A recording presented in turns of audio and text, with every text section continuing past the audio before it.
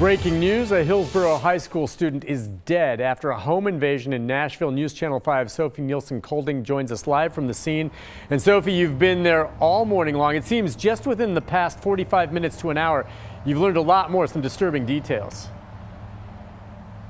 Police are wondering if these two men may have hit the wrong house. They didn't find any reason why they would have broke into this house like they did. They didn't find any drugs, no cash in the home. So this is just a family who works, goes to school. They were asleep when two men kicked in the front door just before midnight last night. One of these men had their faces covered. Police say they're both likely in their 30s. One of them had a gun. Police say they went around from room to room, getting everyone out of bed at gunpoint. They pistol whipped the teen's stepfather, and then they say that teen must have either struggled or tried to protect his family. He was shot in the chest, had to be rushed to Vanderbilt University Medical Center where he died. Police are trying to find these two men now, said they got away from the scene. Nobody seems to have seen which way they went. Police don't have a good description of them either, so we're waiting to see if they get any images off of nearby surveillance cameras. They might tell them more about who they are, but now just a tragic morning for this family who lost their 17-year-old son overnight. For now, live in Nashville, Sophie Nielsen-Colding, News Channel 5. Right now, police are also investigating another shooting involving a teenager. It happened somewhere in South Nashville around 9 o'clock last night. Now, police tell us a 16-year-old walked into Southern Hills with a gunshot wound to the leg. No word on his condition this morning or what he's told police. Happening now, a suspected gunman is on the run out of Kentucky this morning. Now, what we're talking about, 28-year-old Colby Bartley. You see him there. He's a person of interest in the shooting of a woman in Barron County. Police found the woman shot twice inside the home on Oak Grove Church Road. If you know where Bartley may be, you're asked to please call the Sheriff's Department.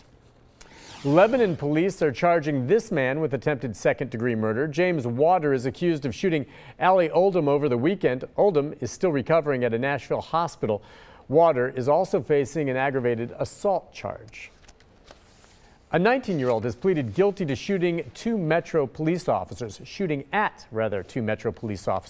Antonio Bender is convicted of federal firearm and obstruction of justice charges. Back in March, officers responding to a shots fired call at the J.C. Napier and Tony Sudacum public housing developments. When Bender shot in their general direction, he did not hit them. He will be sentenced in March and could spend 20 years behind bars. The Nashville Fire Department is investigating a suspicious car fire in Hermitage this morning. News Channel 5's Blake Rosnowski is live in the 5 Alert Center gathering more details on this. And Blake, what more have we learned? Nick, we're still waiting to hear back from investigators. I have shot out emails and tried to get in contact with the Nashville Fire Department to see if we've got any updates. But what we know right now is that they are considering this to be a suspicious car fire because the car was not running at the time that it went up in flames. You can see just how badly it was damaged there. That was in the parking lot at the Hermitage Meadows Apartments on Thistle Lane. The firefighters were concerned that that dangerous fire might spread to the apartments. Luckily, that was not the case overnight. That call originally came out as an explosion. You can see from that damage that's clear that it was pretty serious. Now investigators are again saying this is suspicious, so we do have the fire marshal out there working to try to figure out what exactly happened. And as soon as we're able to get that information, we'll be sure to pass it along to you. Nick, we'll send it back to you. All right. It was a sad scene in a Nashville parking lot. Two people overdosing, and there was a toddler in the back seat. It happened in the parking lot of a Bellevue Burger King around 5 o'clock last night. A man and a woman were found inside the car with a 2-year-old. Now, first responders had to revive the woman with several doses of Narcan. The child's father was not in serious condition, but you know what? The mother of the child was not there on the scene. She was called to pick up the little one who was not injured. Charges against the other two pending this morning. A former corrections officer is caught trying to smuggle drugs into the Putnam County Jail. Billy Farley has been indicted for bringing prescription drugs in. It's not clear if he actually got any of them to any of the inmates. Farley had been a Putnam County Corrections deputy since 2013. Happening now, police are searching for a missing teen in Hickman County. 17-year-old Kevin Dunn was last seen around 6 o'clock yesterday morning.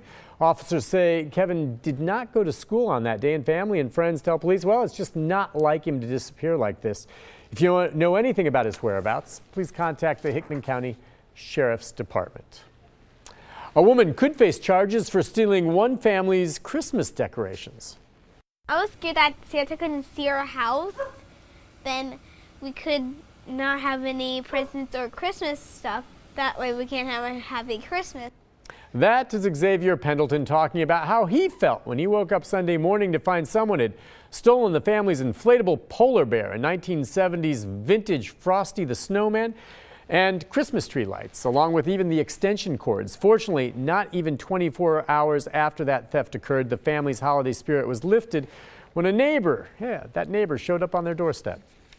Gave us this brand new 6-foot blow up Christmas bear along with a card, telling us that they were sorry that our stuff got stolen. Very cool. And even better news on all this, police have recovered most of those stolen decorations and they were returned to the family yesterday.